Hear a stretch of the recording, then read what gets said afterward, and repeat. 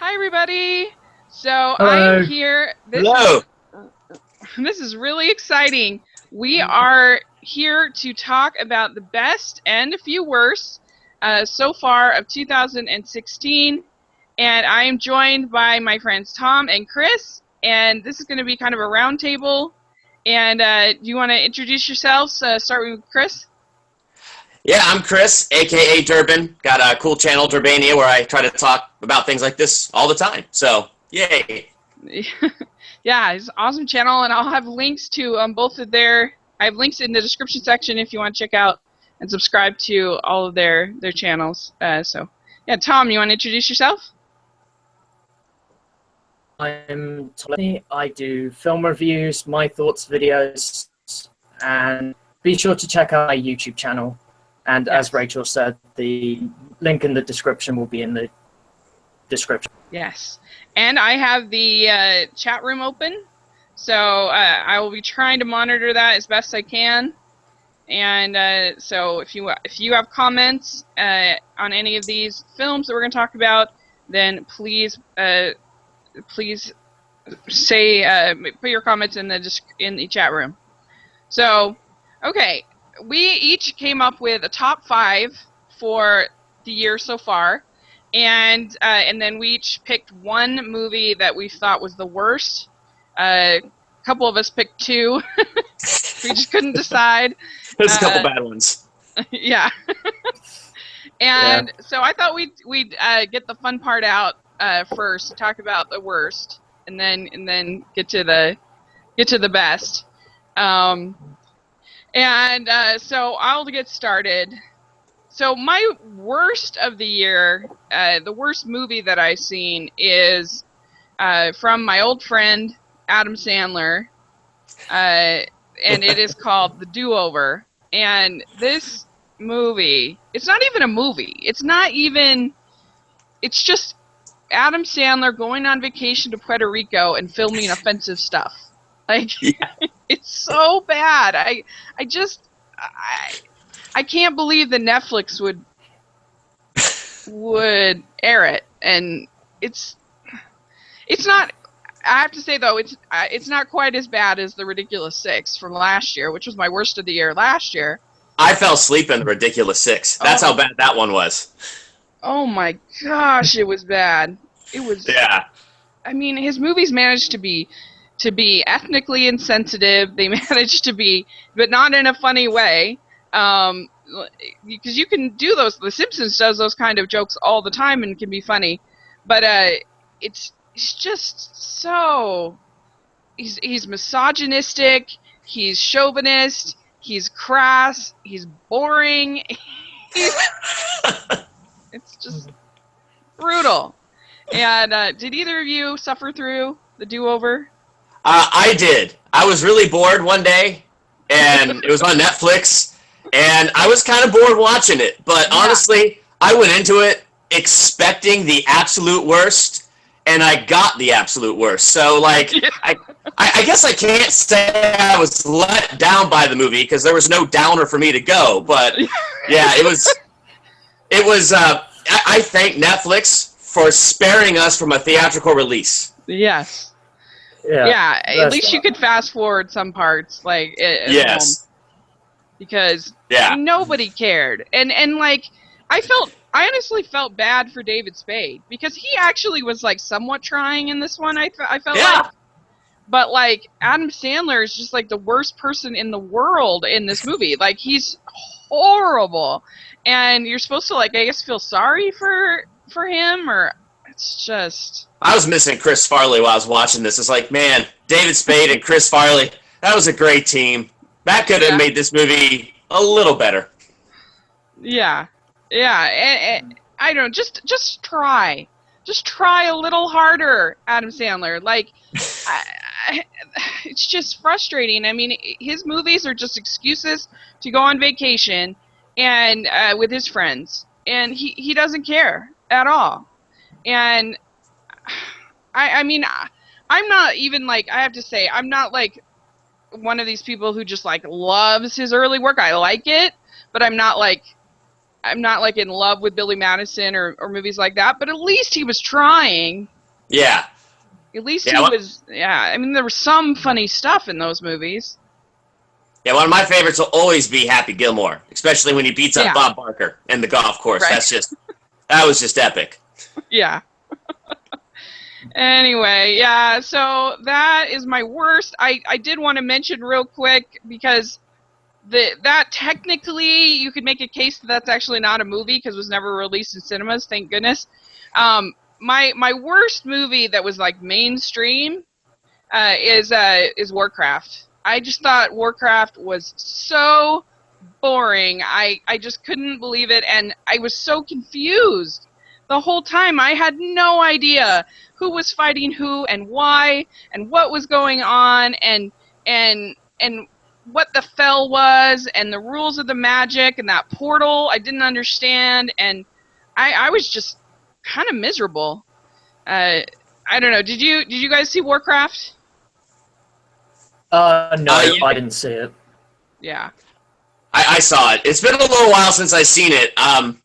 I don't know, because it's a video game movie, and I have Mario Brothers on my mind. So, like, I'm going into a video game movie going, it can't be worse than Mario Brothers. I think and it wasn't. Really? Well, I mean, at least Mario Brothers, I don't know, it's just sort of weird and different, but, like... Well, yeah. Mario Brothers says that it's so bad. It's so epically bad, it's good. Like, it can be fun to watch. Yeah. This one, like, I don't know. I don't think I was bored. It definitely wasn't the epic scale I wanted it to be, but I had such low expectations for this one again that while I was watching it, I wasn't as let down with it as I was with other movies. So, like Batman v Superman, I love Superman, I love Batman. That let me down. This movie didn't really let me down, so my expectations in it were a little different. Yeah, I mean, it makes sense. I don't think I had very high expectations, but I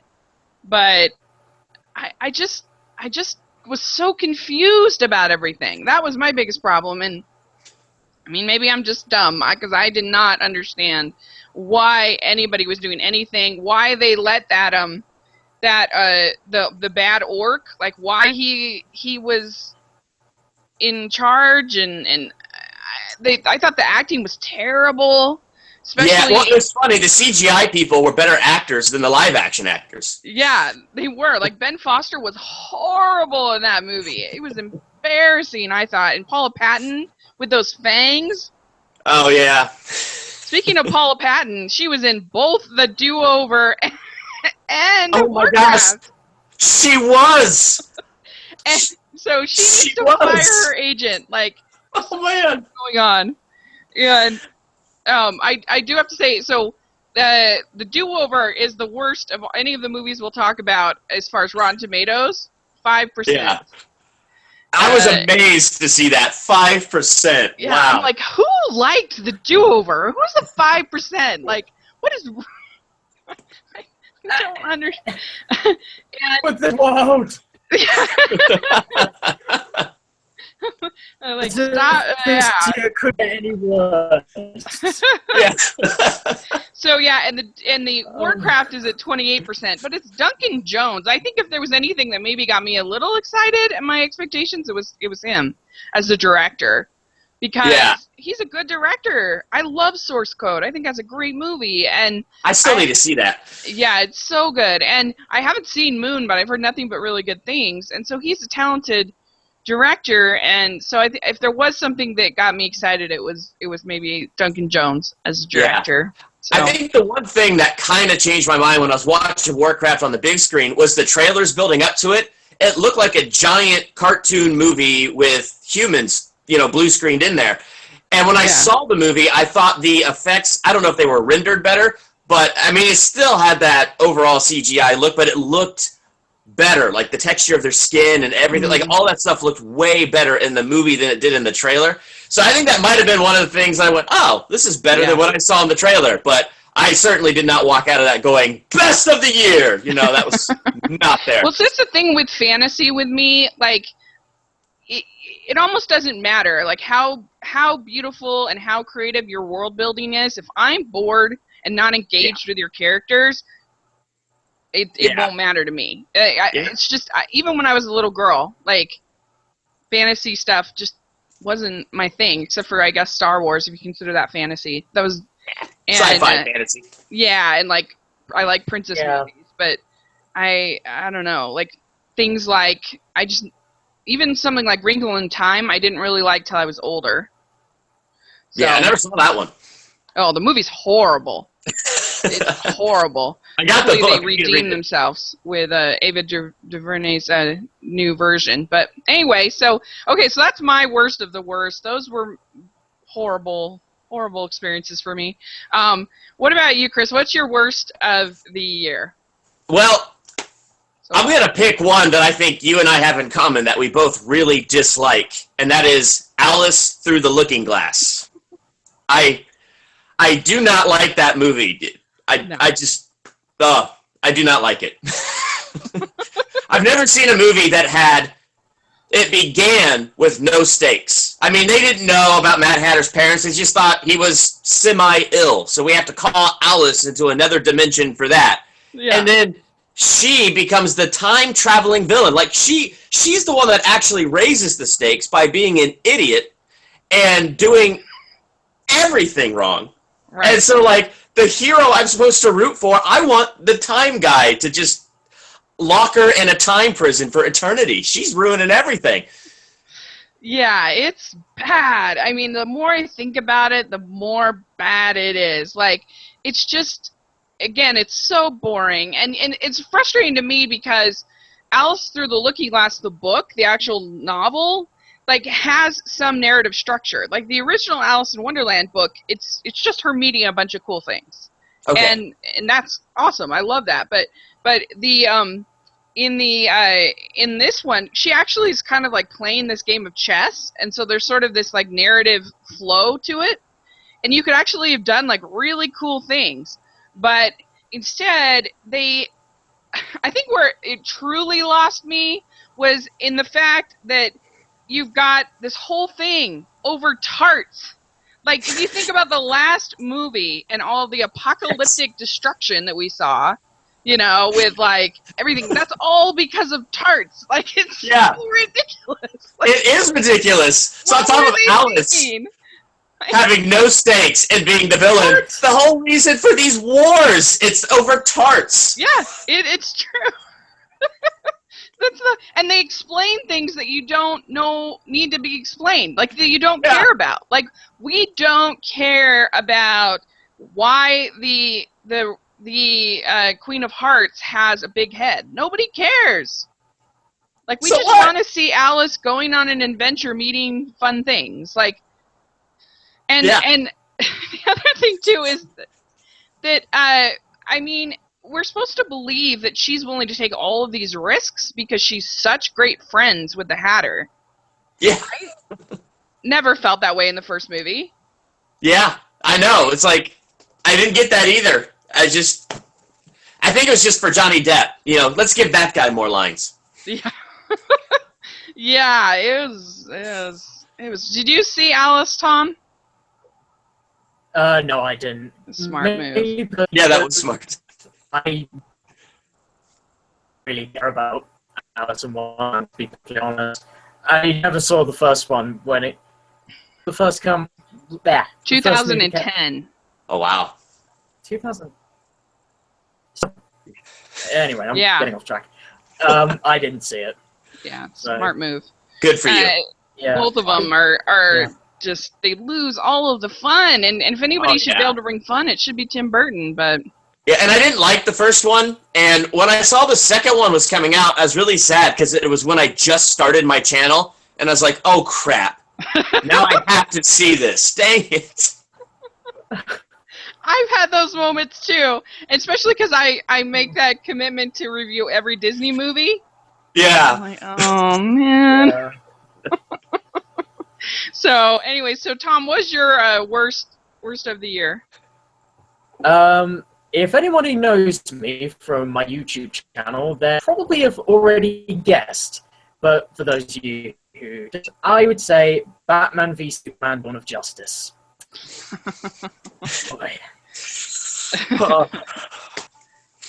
So why did you hate Batman v Superman? Because here's the thing.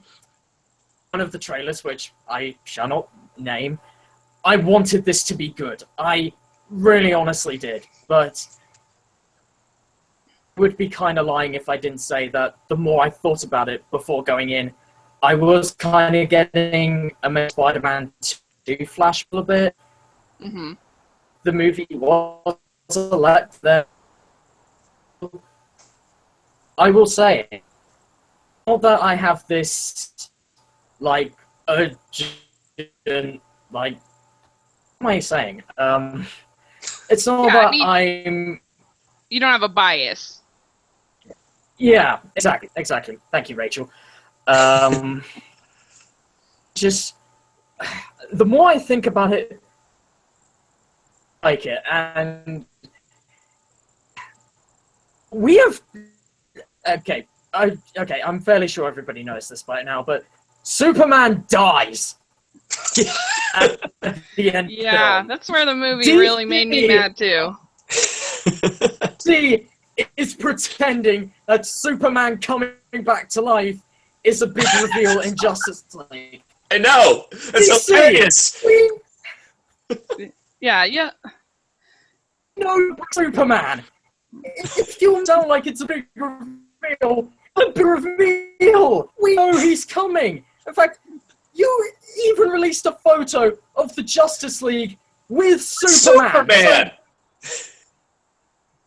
Yeah. We know he's... And...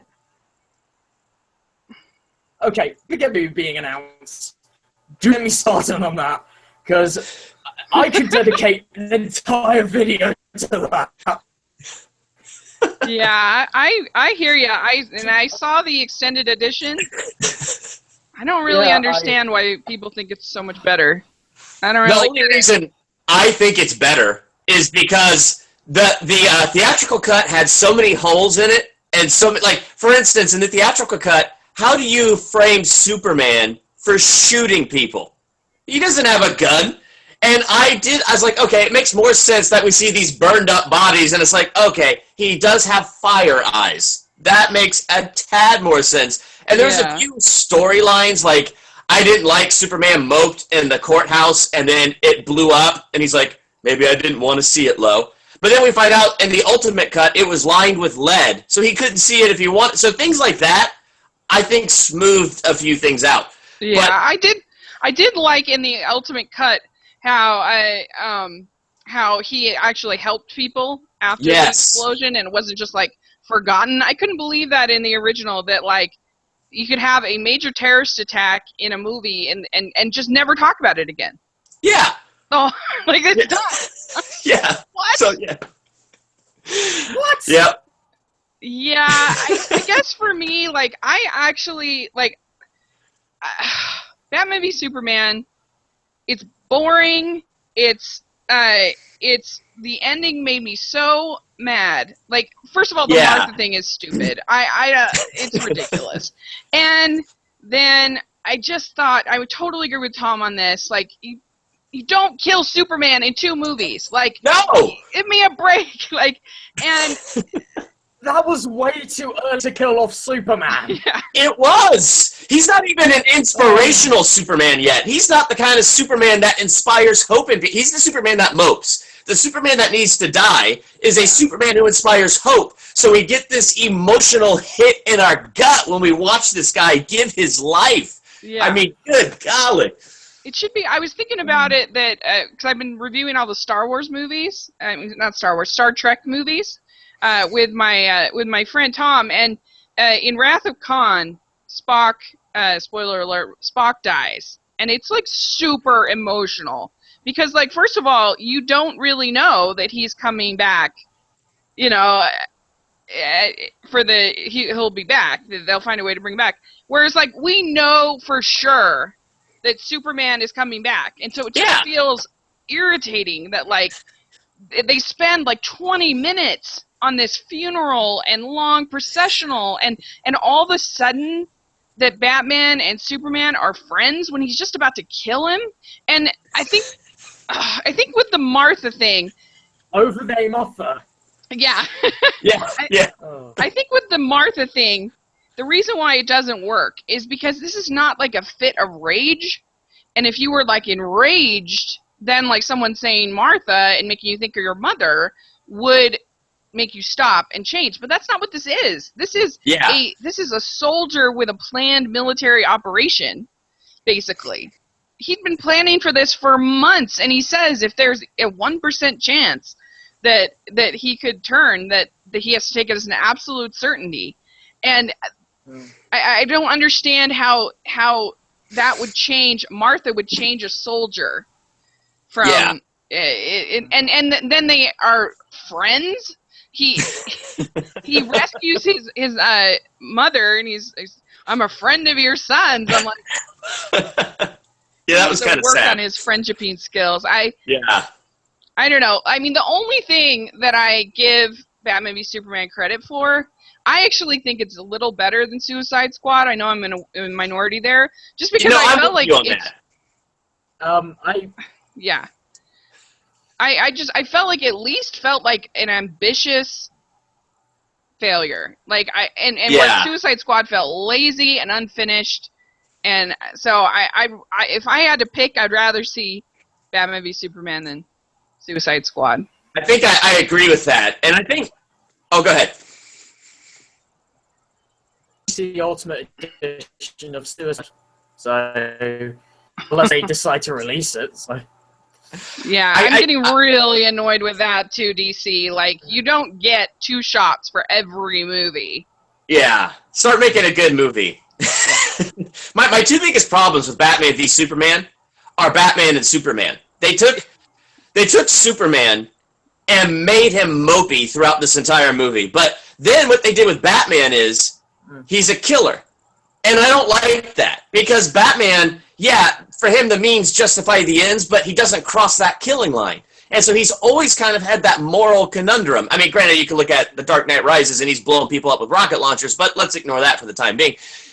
Yeah. He normally has this moral conundrum, and they just took that away from him in this movie, on top of the fact that, I forget what I was going to go with it. It was something else mean about Batman. Well, Superman, Superman, like one of the worst scenes in the movie is when Superman is flying over the people, and they're on the top of their house, and they built a target for Superman. Like, you're like, where did they get that paint, first of all, to build this target? And, like, he's just, like, standing there. I mean, he's just in the air looking at him. And it's like, that's not Superman. Like, he's not just, like, looking at these people on this roof. And, you know, and how much God imagery can they possibly throw into one movie? I'm like, Zack Snyder, we get it. We understand. I just... You know what's funny to me is when Superman was written in the comics, he was not a messianic Jesus figure. He was based off of Moses. I mean, Moses put in the basket, sent down the river. Superman put in the ship, sent through the stars. Moses showing up with signs and wonders. Superman showing up with signs and wonders. It's not this messianic story, and everybody throws all this Jesus imagery on it. But it's based on Moses. It has all these Moses undertones. Yeah, that makes sense. That's a good point. Yeah. I don't know. It was. I understand why it's your worst of the year. It's just frustrating because how do you screw up Batman versus Superman and Suicide Squad? Those movies should have been. Like, I don't make movies, and I know it's harder than we all think, but those movies should have been slam dunks. Oh yeah. Like. Yep. And I really hated the fact that Batman grants criminals. Really hated that. Ever since I saw the film, that drove me mad. Yeah. They didn't get the characterizations right. It's completely out of character for Batman to do something like that. He would never brand criminals. Yeah. Look, and if you are going to like take this darker approach, like I'm not like really attached to Batman. If you are going to take a darker approach, that's be fine with me. But like, go all the way. Like, be braver. Like, I don't know. Like, don't have Bruce Wayne sitting at a computer looking at like emails to set up your Justice League. Like, don't try to do what took Marvel 5 movies and an email montage. Oh man, ridiculous. Speaking of that montage, the other thing that drove me nuts in there was Batman's vision of the future. And I still can't figure that out. He's not a metahuman. And I don't get how he's having a dream about the future. I don't get it. I know the Flash shows up in there, but I still don't get it. Yeah, it's just Zack Snyder wanted to be Mad Max for a scene. Yeah. Another thing, keep hearing that when Superman is going to come back in Justice League, they might be bringing him as a villain. Now, here's my problem with this, is that from a storytelling perspective, it's going to come off as being predictable because we saw a future vision of that. So where's the mystery behind it? Where's the surprise? Yeah. Oh, I hope they don't bring Superman back as a villain. That would make me sad. Well, have you seen the black outfit? I have, but that's like the black outfit he wears when he rises from the dead. And one version, the S and stuff are like solar panels to help him absorb solar energy because he comes back without power, so he has to recharge. Mm-hmm. I just feel like when I saw that black outfit, I'm like, okay, it's official. They've turned Superman into Batman. I think that I believe that Zack Snyder wanted to make a Batman movie from the beginning, and he ended up getting saddled with Superman. I don't have any proof of this, but that's just what I feel. And so, like, this whole thing has been a long process of turning Superman into Batman. It's such a shame because I think he's actually a great character, and there's a lot of really interesting things that you could do with that character. But and people are like, oh, you just want it to be fun like Marvel. I'm like, no, it doesn't have to be fun like Marvel. I just want the story to make sense, and I just want there to like something can be dark. If you look at something like Nightmare Before Christmas or something like that, very dark. The color palette is very dark, but you feel for the characters, and you're very emotionally invested in those characters, like early Burton kind of films. Like, have emotion and heart. And so, anyway, all right. Well, we could probably do a whole podcast on Batman v Superman. We probably should. I could. So, okay. Well, so, real quick, do you guys have any honorable mentions that you wanted that didn't make your top 5 that you wanted to make a shout out for? I know for me, just a quick shout out for 10 Cloverfield Lane. I love that movie. It's in my top 10.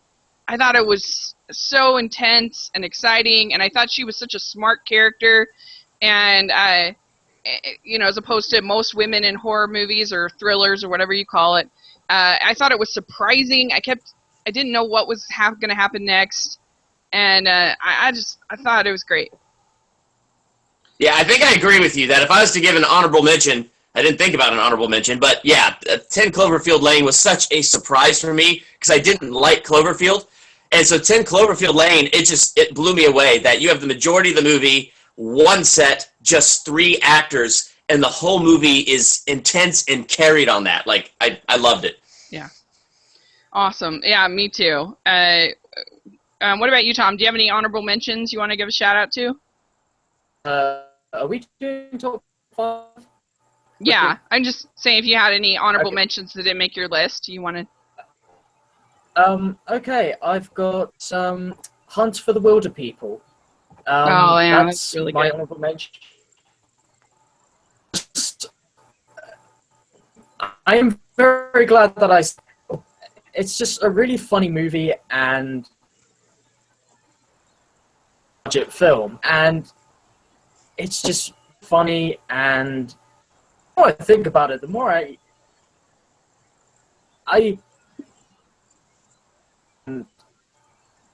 that since Taika Waititi, the director of this film, is doing Thor Ragnarok next year, it's given me a bit of interest for Ragnarok as of right now. Yeah. So please do not quote me there. So it was a really good movie. It's so sweet. It's emotional. It's funny, and it's beautiful. Cinematography is gorgeous. Did you see Hunt for the Wilder People, Chris? No, I didn't see that one. Yeah, I would check it out on streaming if you can. It was really good. Awesome. Okay, so let's get into our top 5 now. So for my my 5th spot, it's technically actually my 7th, but I knew that you were going to talk about my 6 and 5, so I just went ahead and went for my 7th. And it's a kind of movie that I typically don't love, but I just thought this movie was so well executed, perfectly executed. I just have to give it props, and it is David Mackenzie's Hell or High Water. And this movie is so well done. I mean, the writing is just perfect, and the acting is really good, and you really feel for. There are no villains, even though it's about these 2 brothers that are bank robbers, because you get this sort of backstory, and this is Ben Foster's redemption from Warcraft, because he's really good in it, and Chris Pine is great in it. And Jeff Bridges as the sheriff, who's kind of a racist, but like he in a way that, like, I don't know, like sort of a grandpa type would be. He still like loves people, and he's still kind of a curmudgeon type. And it looks beautiful. It really captures a sense of place of like Texas and in a small town, and it is an R-rated film, so some people won't like that, but I just thought it was, like I said, perfectly executed as far as script, filming, and acting. So that's my number 5 for this list. Awesome. I've heard nothing but good things about it. I haven't seen it yet, but you're like the 3rd YouTuber that has said great things about it. Yeah, it's really good. I've seen Hell or High Water. I quite liked it. Yeah. Yeah, it's just really, really good. It was at 90. It's at 98% on the tomato meter, and it made $28.2 million, which for the type of movie isn't half bad. I don't think. Nice. Yeah. So it's just, you really feel for these characters, and you really are kind of rooting for them. And all of them, and they all 4, I would be happy if any of them got nominated, but they probably won't. But so, okay. How the Oscars even work? Yeah. I feel like it's just friends voting for each other. Yeah, it really is a popularity contest. Maybe possibly so. Yeah, I'm just glad that Inarritu doesn't have a film in the works this year, because I don't know, I need a break. Anyway, so that's my number 5. What is your number 5, Chris? Well, I kind of had a tie, but I'm going to go with one of them here. I'm going to say I put X-Men Apocalypse in my number 5, just because when I went and saw that this summer, like, I enjoyed First Class, I enjoyed Days of Future Past, and so I was just kind of looking forward to it, and it's not the best movie ever, but it was just plain fun. Like, I had so much fun with it. I mean, Quicksilver and I don't know if you guys saw it, so hopefully I'm not spoiling anything, but the way Quicksilver, like, runs through the school as it's blowing up, and he's so fast that he's messing with people's hair and drinking their colas and then taking them out, and, like, to me, there's just so much fun about it. So while I was watching this movie, it was one of those where I felt like I was on a ride, and I was just genuinely having a good time with X-Men Apocalypse. Cool. So Rachel is going to go on a rant. Yeah. I'm just going to get ready, people. I'm ready. I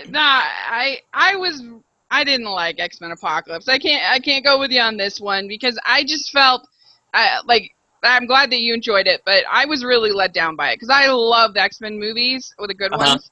And to me, this wasn't an X-Men movie.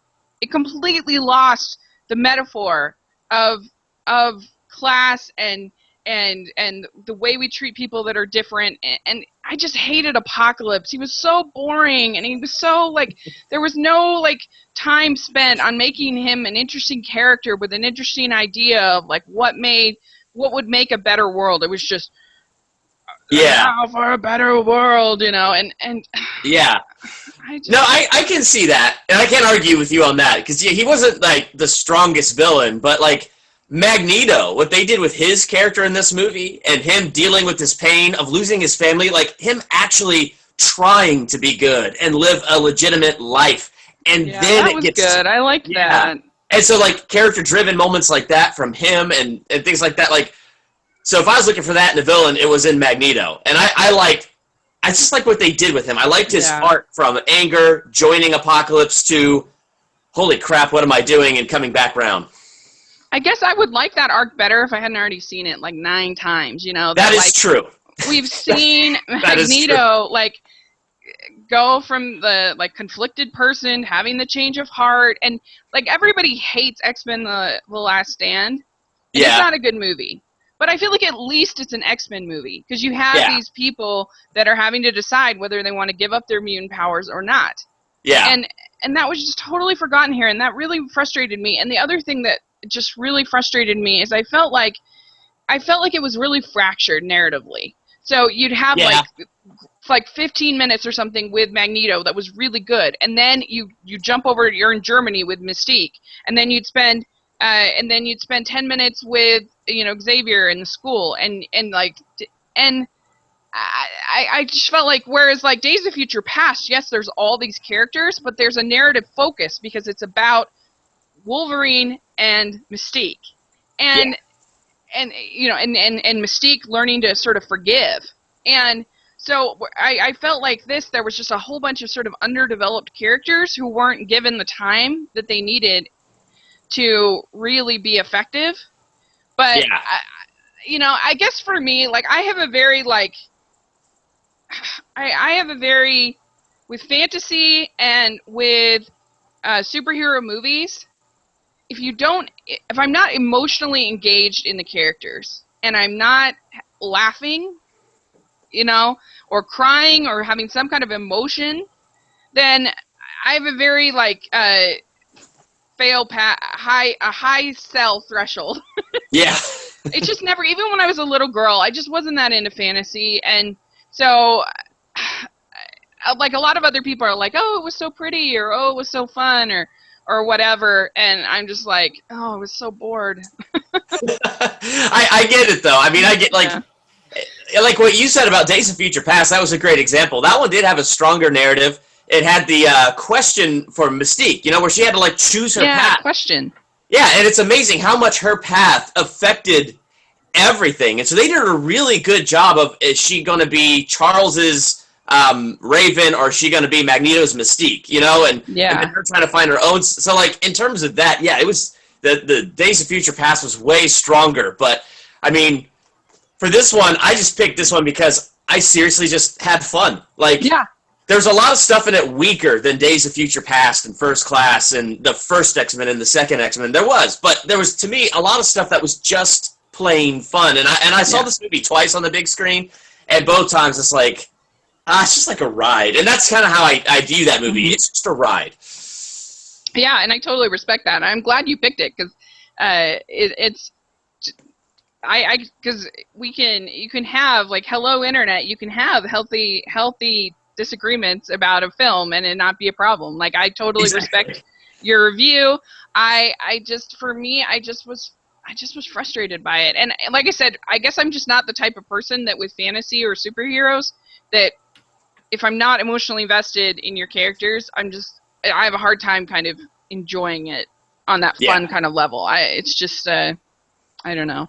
But I'm glad you picked it. So what about you, Tom? What's your number 5? My number 5 is Spotlight. Now, okay, technically this did come out last year, but we didn't get it in the UK until January, so over here it technically counts as a 2016 release. So, Spotlight, it's on that. Just trying to explain it, it's just really quite difficult, because you don't quite know where to begin with this, and I'm glad that it was nominated for an Oscar and even won Best Picture. I'm glad that actually won, because it's film, and just I personally thought it was but it's a really good movie, and performances by Michael Keaton, Mark Ruffalo, and Rachel McAdams really good. So that's my number 5. Yeah, Spotlight is a great movie. I actually think that's also basically perfectly executed. I think that script is so solid, and I thought that I liked the way that it was a treatise against groupthink more than it was a hate piece on the Catholic Church, because all of the various groups that are sort of giving this thing a pass for various reasons. It's not just the church. It's the community. It's even the paper at a certain point. Like everyone, there's that point in the movie where Michael Keaton's like, "Yeah, I could have reported on that, and I didn't." And he has to kind of realize that even he, didn't take this seriously. And I agree. I think that's an excellent movie. Did you see Spotlight last year? Nah, that's what I missed, so I don't have too much to say. I watched the trailer, and it looked really intense. It looks like it gets in there and asks the right questions. The performances look good based off the trailer, but that's all I got. I've only seen the trailer. Okay, yeah, it's definitely very moving, and I didn't feel like it was as much of a downer as you would think, because you're with this crew for like a year, and so there actually are some like funny moments of dialogue where they're talking and getting to know, and then there's just these real heartfelt moments, but I felt more inspired rather than like depressed, because it made me want to like get out and like do something and make a difference like these people did. So I'd recommend it. I think that's a good choice for your number 5. And the acting is impeccable. Really good. So, okay, that is a good one. So I will go with my number 4 then. And my number, sorry, let me,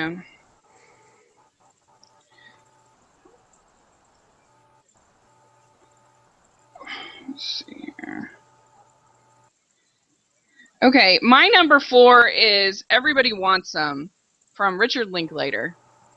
And this is a movie that they was dubbed as a spiritual sequel to Dazed and Confused, which is a movie I love. And I love Richard Linklater. I know he's not for everybody, but I just think he has a way of capturing sort of real life and making it making me feel for characters.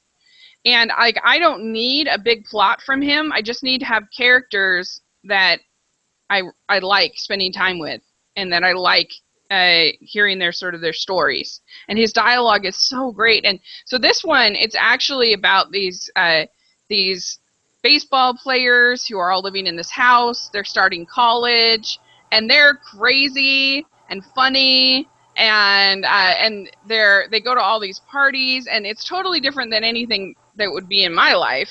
But I just enjoyed spending time with these people. I thought they were really fun, and there were moments of nice heart to it. So for me, Everybody Wants Some is number 4. Awesome. I haven't seen that one, so that sounds interesting.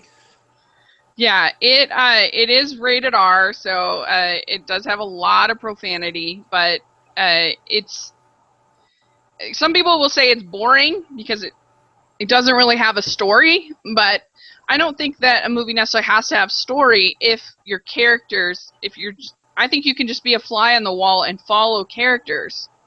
And if I care about the characters and I care about your dialogue, that's what's important to me. So, Tom, did you see Everybody Wants Some? Yes, I did. What do you think? Okay.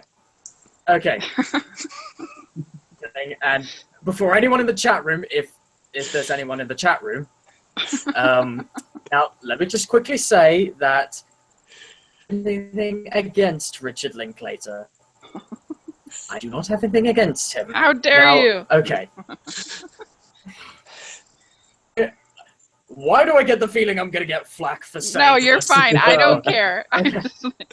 Okay, cool. Okay. Friends. Okay. Personally, that I am a little bit split on this. Okay. Part of me thinks it's really good, and the other half of me is saying it's just okay. So, now, okay, let me just quickly say, You're fine, I'm not offended, don't be worried. Okay. I didn't make the movie, so I'm not offended. Okay. Okay. This is a really interesting podcast already, so... I think the humor is really good, and it definitely captured the sting really well. Here's the thing. I'm entirely sure that makes me the fact that it doesn't really have like a proper story to it, like one that I can say to myself, okay, this is what's going on. Mm-hmm. Okay, cool. Fine, yeah, I mean, that's not going to be for everyone. Have you seen Dazed and Confused? I haven't. Yeah, so, I mean... And, yeah.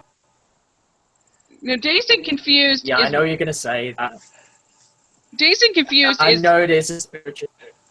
Yeah. It is a spiritual sequel to Dazed and Confused. I know. So, apologies for interrupting. You were saying? You're fine. Apologies. You're fine. So Dazed and Confused is more of it has more of a drama. Like there's sort of more, like this is more light.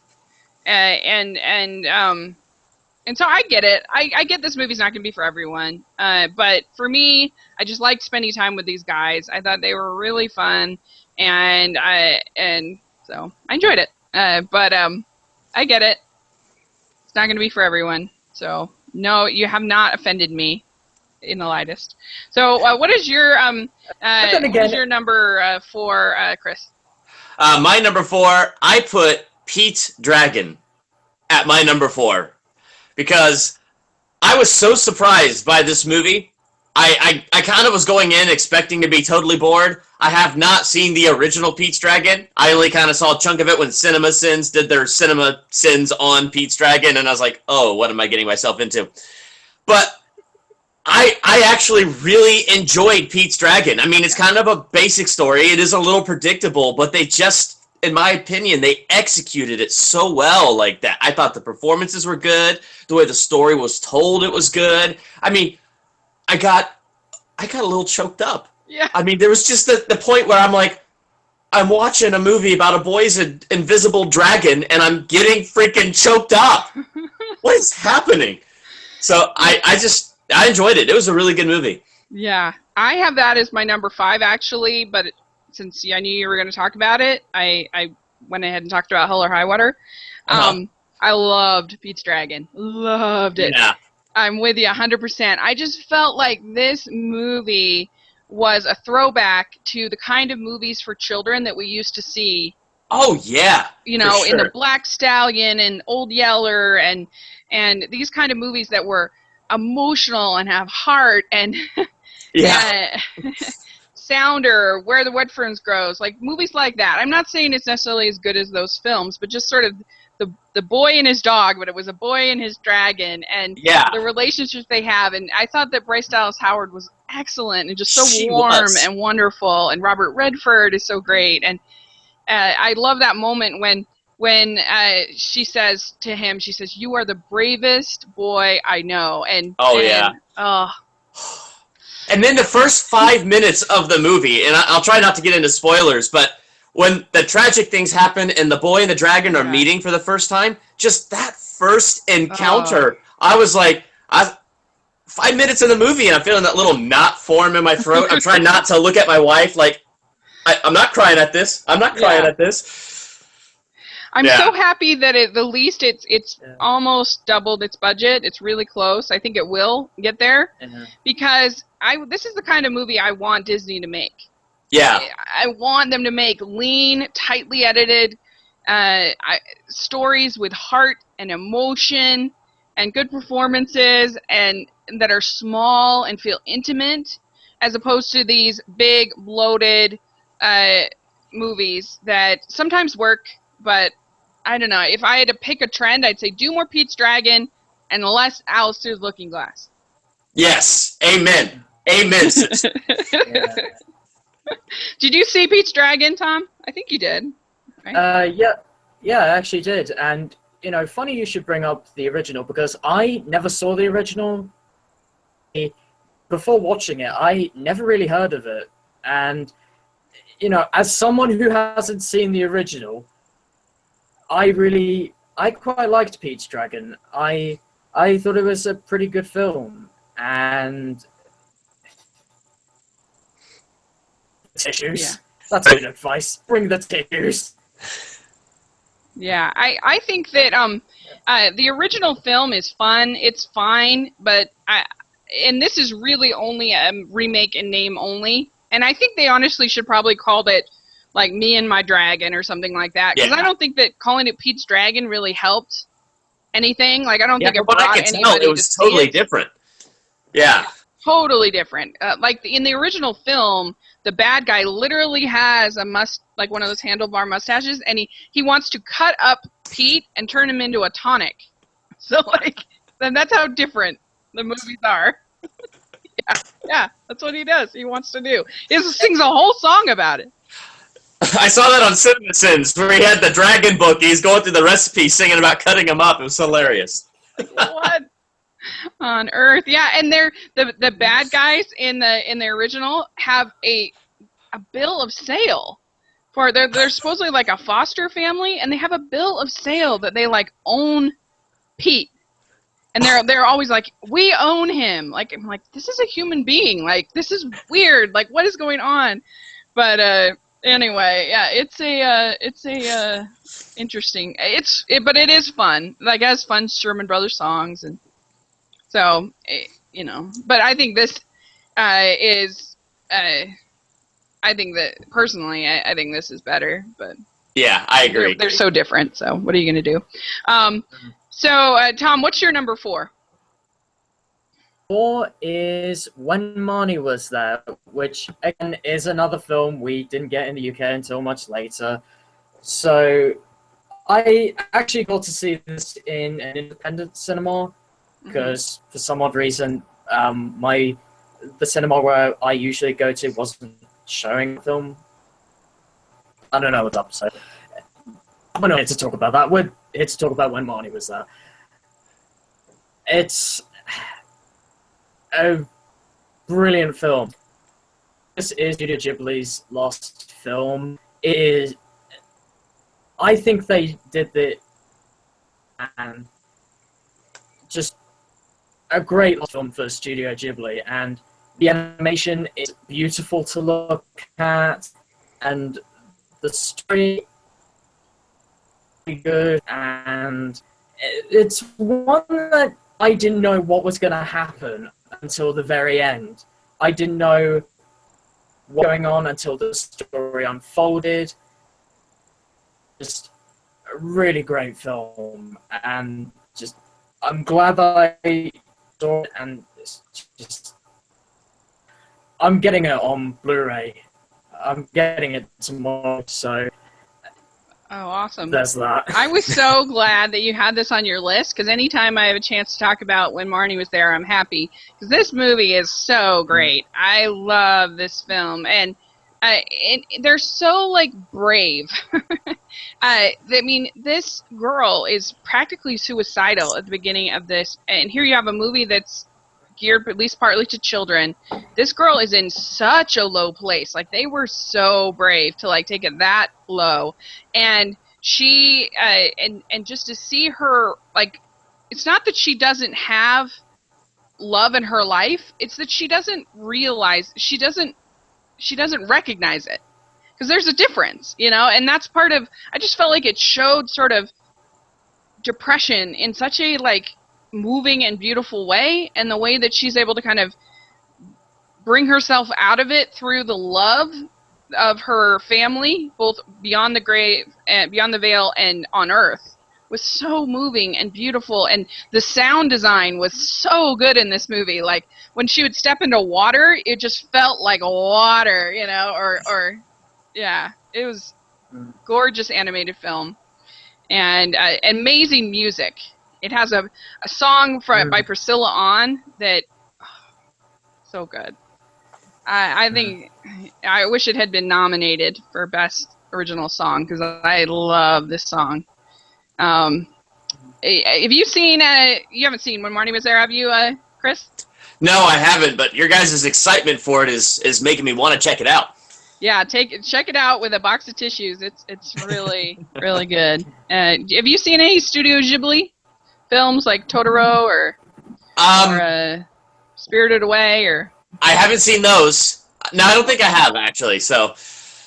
Oh, you've got a treat in store. There's some of the best animated films ever made. I like it when I have treats in store. I'm excited about that.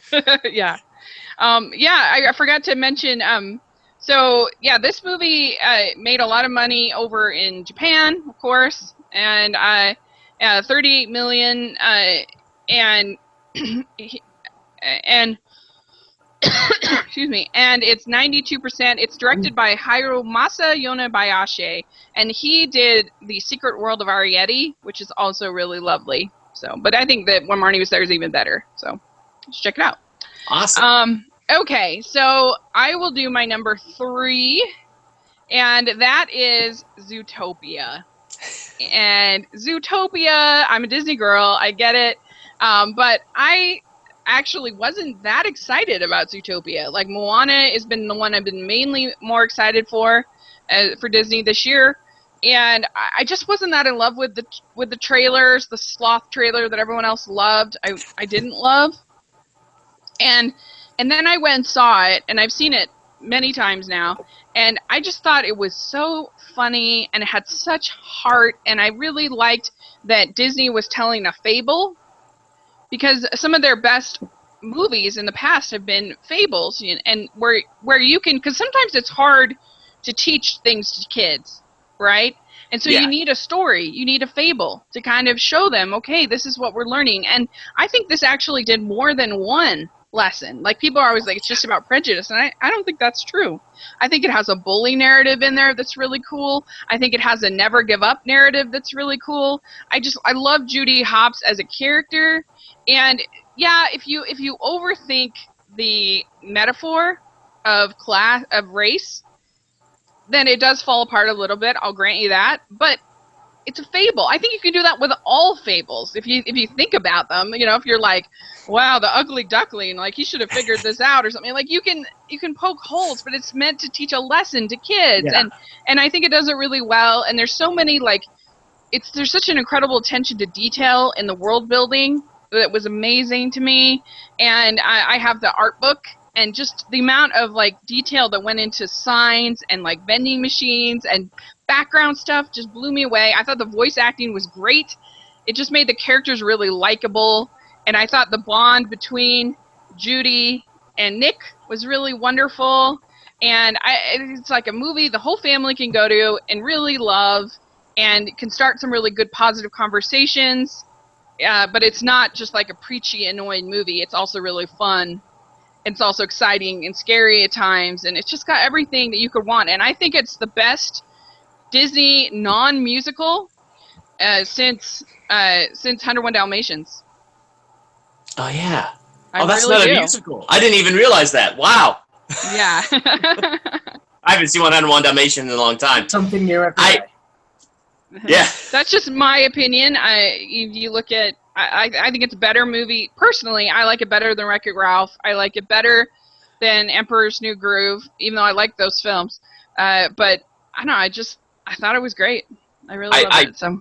I love Zootopia, and I'm kind of kicking myself for it not being on my top 5 list right now. So it's going to get my honorable mention because later in the year I'm going to do a top 5 on my channel, and I got to throw Zootopia in there. I was blown away. Like, yeah. I thought the sloth trailer was hilarious, but the thing that disappointed me about the sloth trailer was that's like the whole scene. And I knew that watching the trailer, and I was like, dang, is it going to be as funny on the big screen?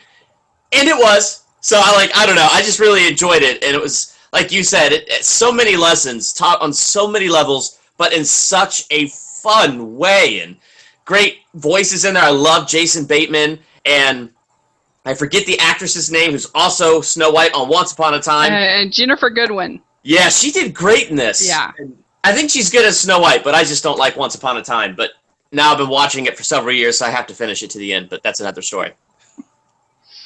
Oh, I didn't know you watched Once Upon a Time. Oh, I do. My wife loves it, and so I watched it with her, and now it's one of those things where what is it, season 6 we're on now? Since I'm 6 seasons in, it's like I can't not finish it, but I'm, like, in my heart, I'm done with it, but I have to see how it ends. Oh, I should do a recap with your wife. I oh, yeah. Oh, yeah. Of course I do. It's Disney, right? Yeah. But that's cool. Yeah, it's just good. Did you see Zootopia, Tom? No, I didn't see it, I'm afraid. Oh, you haven't seen it yet? Chances are, I know I'm probably going to get hate for saying that. And I will check it out eventually, so please do not put it up in the comments or send me emails about it. Please do not ask me. We don't hate anybody. This is all just movies. It's all just silly nonsense. I know. It's but check it out. It's people. really a good little movie. I think you'll like it. It's funny too. It's just very funny. So you can see that the writers have a Simpsons background. Because there's a lot of, like, the great thing in The Simpsons is when, like, they'll be driving through Springfield and there'll be, like, some funny thing on a sign, or so there's, like, these background jokes. And so I thought they really showed that here. They had the funny, like, regular jokes, and then there were all these, like, hidden sort of background jokes. I did not notice that. I cannot wait to watch this again now. That's awesome. Yeah. So, anyway, and if you want, I did a detailed breakdown of Zootopia with my friend AJ back in April, I guess. You got to check that out. Okay, so let's see. Number 3. Number 3. Chris, you want to go next? Sure. My number 3, and I just saw this, Magnificent 7. This was another movie that kind of like X-Men Apocalypse. I just had so much fun with it. The story, it's very simple. It's very basic. Bad guy oppresses the town. Good guys for hire come in to try to take it back. I mean, it's a very simple plot, but I don't know what it was about this movie. I don't know if the summer 2016 movies were just that bad that I came in with such low expectations that I was like so elated and had so much fun, or if it was just that genuinely good and fun. But I love Chris Pratt. I love Denzel Washington.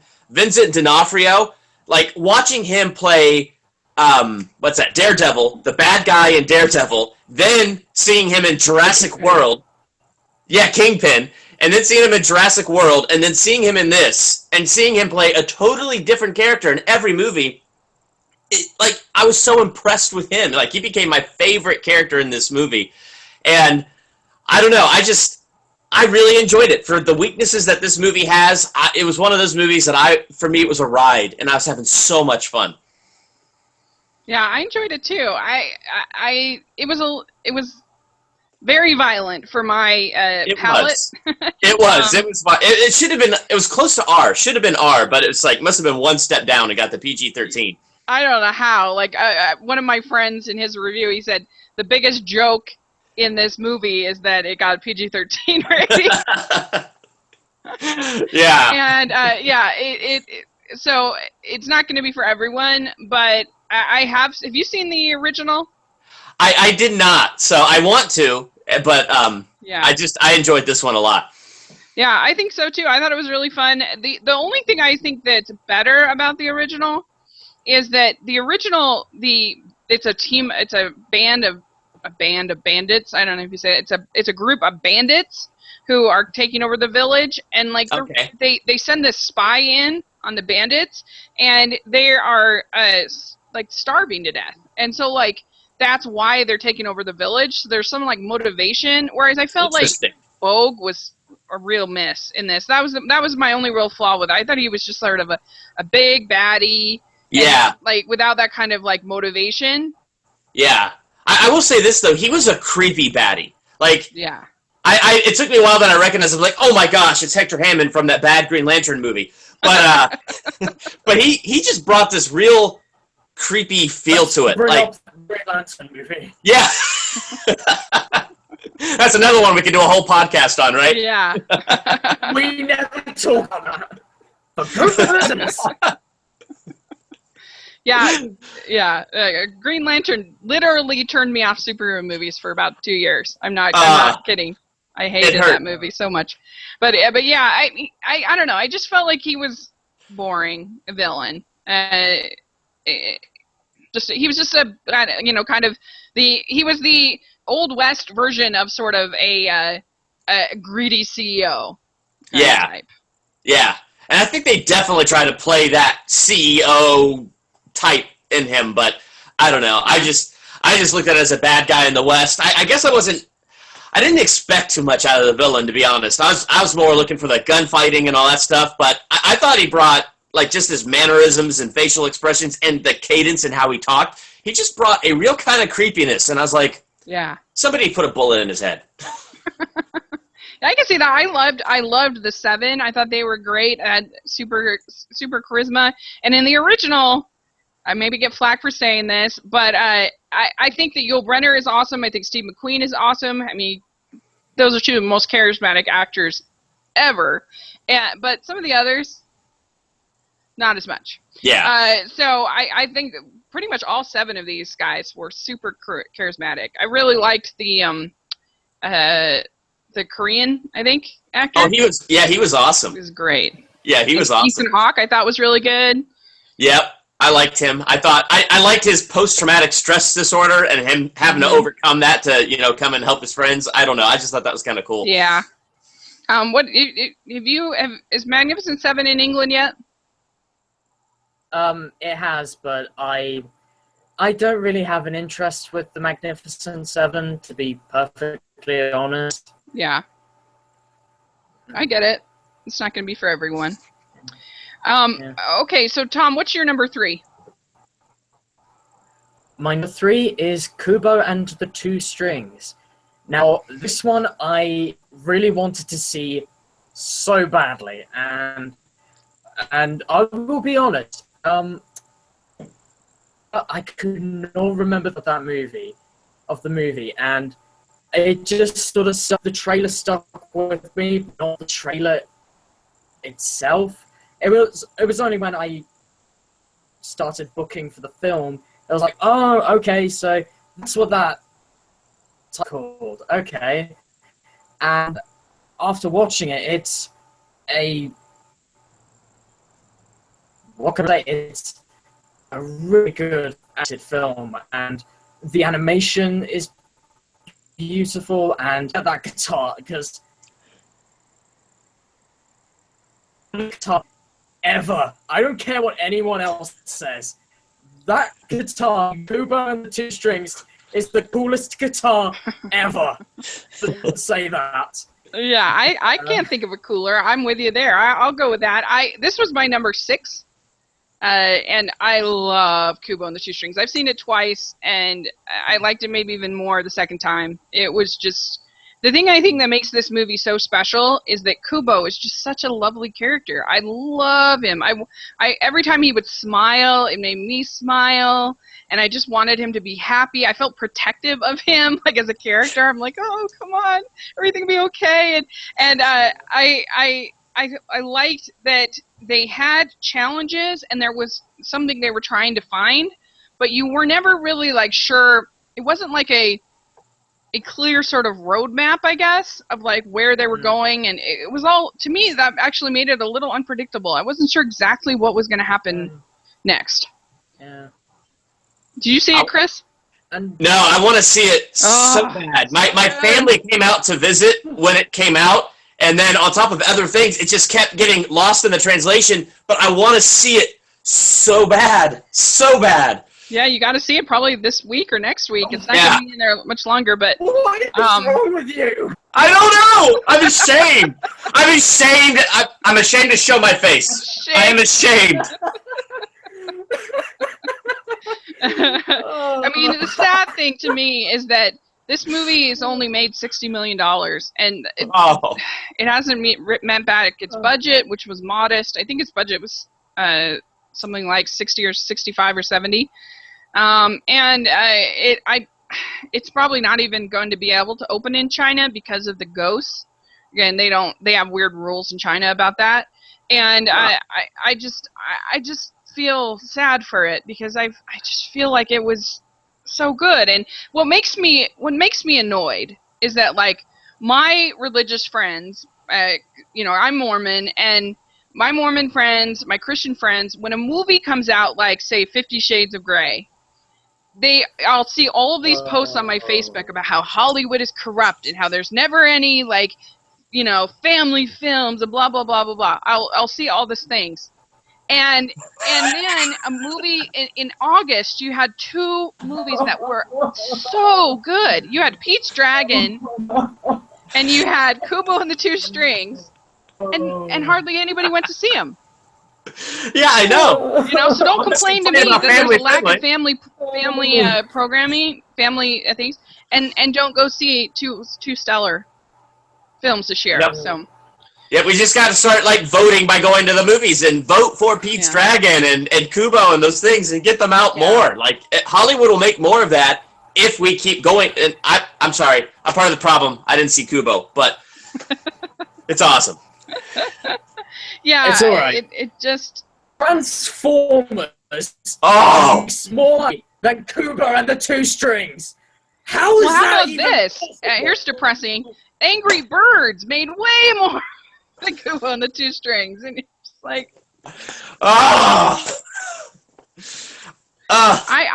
also kind of wonder. I feel like we're at a point in animation where the only thing that is palatable at the box office for people is computer graphics. I think, like, last year's Shaun the Sheep movie was a delight. No one saw it. Literally no one saw it. Like, that movie made $18 million. $18 million. And it was so sweet and wonderful. And so I just feel like, for some reason, if it's not computer graphics, I just don't think people are seeing these movies. Yeah. Because both Shaun the Sheep movie and Kubo and the Two Strings both got big rollouts, so you can't claim, it wasn't in theaters. They both got over 2,000 theaters, and no one saw them. So it's a bummer. But anyway, I loved it. Like I said, I just love Kubo as a character so much. Yeah, and I think I guess if I was going to criticize it at all, is I do wish they had used Japanese actors as the voice, but that's not a huge problem for me. But also, I felt like it should have ended just a hair sooner. That I don't want to give any away, but I just wish it had just ended just a little bit sooner, and I would have been like, oh, that was an awesome ending. But then they kind of tag on that thing at the very end. I was like, oh, I wish you hadn't done that. But anyway, I love it. Also, so am I the only one who feels kind of sorry? Am I the only one who feels sorry for Ray Fiennes? Because he played that guy in this movie, right? Yeah. And he also played Lord Voldemort in Potter series. Yeah. He needs to come in a movie and be like everyone's favorite dad or something like that. Yeah. He's like the only reason I bring it up because the poster's behind you. So let's bring it up. Okay, so what is okay, now we're at 2, right? Yeah. Okay, sorry. Yep, correct. Okay, yeah, I did wanted to say that Magnificent Seven is only at 62% on the tomato meter, and I feel like that is too low for that movie. I think that I have a lot of people who are just sort of have I don't know, are just kind of hating on it just because it's a remake. And, you know, not appreciating it on its own kind of merits. Yeah. Anyway, there are some out there. There definitely are. But it's just... Yeah, I mean, technically, the original is a remake anyway. Yeah. It's a remake of Seventh Samurai. There is definitely that. So. Yeah, it's true. So, yeah, anyway, but Kubo and the Two Strings is 97%. So, wow. We have, and Zootopia is 98%. Hell and High Water and Zootopia, both 98%. So. Wow! That's an odd combo to see at 98%. Zootopia and Hell and High Water. Actually, I have to say, my list, 4 out of the, I have 4 of my top 5. I have 3 have 98% and 1 has 97%. Oh, nice. So yeah. All right. And everybody wants some is 87%. So okay. So my number 2 is called Love and Friendship. And Love and Friendship is by director Whit Stillman. And if you have Amazon, you can watch it now on as an Amazon stream. It stars Kate Beckinsale. As it's based on the novel by Jane Austen, who's my favorite writer, and it's called Lady Susan, and it's one of her more obscure novels. And that's why part of the reason why I love this movie is that I feel like it kind of gave me another Jane Austen, because I saw this movie and I loved it, and I went and I read the book and I loved the book. And so that was kind of cool experience for me as a fan, as a huge Jane Austen fan, to sort of find this other book that I never read of hers. And but it's so funny. It's so witty. I loved the script. She's kind of I'm trying to think of a way to describe her. She's very manipulative, and she kind of tricks everybody into doing what she wants, but she's smarter than everybody. So everybody in the end is kind of happier because she's kind of a selfish person. But fascinating. That makes sense. I'm trying to think of a similar character that you just kind of love to hate, I guess, because you know she's not really a very good person, but she's so funny and she's so like just smart, and you respect her especially for the time that she's at. And her and Chloe Sevigny plays this American who married this married this man, and they are so great together. I loved them so much, and the costume design is impeccable. It's really tight, like as far as the editing and the script and everything. Like there's never any time, at least that I was bored. And Tom Bennett has a hilarious role in it as this sort of foppish suitor of Lady Susan, and it's not, I guess. It's not going to be for everyone because it's Jane Austen, but I loved it. I thought it was just great. I had never even heard of it until you put it on the list, so I went and I checked out the trailer. And I have to say, I think my favorite part in the trailer is when Kate Beckinsale yells at that guy, "How dare you address me?" And the lady's like, "Do you know him?" "Well, yes, I know him quite well. I wouldn't talk like that to a stranger." Yeah. Like that got my attention. I was like, that looks pretty funny. Yeah, I think, yeah. I've known a lot of guys who've actually liked it. I don't think it's just a girl thing. It's awesome. Funny. It's well acted. I have to check it out. I never heard of it, so yeah. Yeah, cool. Yeah, it's an indie film, I guess. Have you seen Love and Friendship, Tom, or heard of it? I have heard of it, but I never saw it because when it was, I think it was released the day before my birthday, so... Oh, okay. Yeah, that's why I didn't see it. It's not one you have to see on the big screen by any means, so yeah. I would recommend checking it out. And, I don't know, just have an open mind, because, yeah, it's Jane Austen, but she was brilliant, not just for girls. I'm not familiar with Jane Austen, so... Oh, okay. Like Pride and Prejudice? Yeah. I have heard of it, but never sat to finish. Okay. So I'm completely under with Jane Austen. Fair enough. Okay. Anyway, it actually made $19 million on a $3 million budget. So wow, not bad. That's really good. Yeah. Wow. I know. So, and it's 98% on. I think there's 2 people who don't like it. All right, so that's my number 2. And I think, like I said, yeah, partly it's just because it gave me a new Jane Austen book, and that was really cool. So, what's your number 2, Chris? He's actually right there. If you can see him on my poster, Deadpool was my number 2, and he was my number 2 because I don't know anything about Deadpool. I grew up on DC Comics over Marvel Comics, and so like I know squat about Deadpool other than he's just like this crass, rambunctious character or whatever. And so the trailers kind of won me over to be interested to see it. And when I saw it, I was so surprised by this movie. I mean, Ryan Reynolds, I thought, did an amazing job.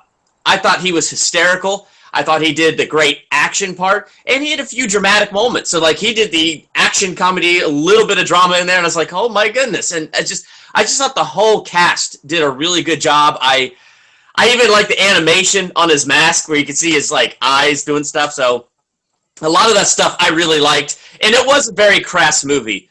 But I have to compare it to Sausage Party because in what is it, Deadpool? Yeah, Deadpool. I almost said Deadshot. In Deadpool, the crassness, it felt like it fit. It didn't feel like they did it just for the sake of doing it. I mean, I'm not always a huge fan of making something crass, but for whatever reason, in this movie, it worked. But in Sausage Party, it felt like they did it just to did it for the pure shock factor of, hey, look, you're watching animated characters cuss. Isn't this hilarious? Oh, they're smoking weed. Isn't that hilarious? I'm like, dude, I've watched South Park. There's no shock factor here. And so Sausage Party felt like they just did it and it was unnecessary. Deadpool, it felt like it was natural, if that makes sense. Mm-hmm. But I don't know. I was surprised because I don't typically enjoy that kind of thing, but I don't know. I watched Deadpool and I had a lot of fun with Deadpool, and it was a really great movie. Mm-hmm. This is the one I haven't seen, so but I've heard that from a lot of people. Yeah. That it's a lot of fun. Yeah. Tom, do you see Deadpool?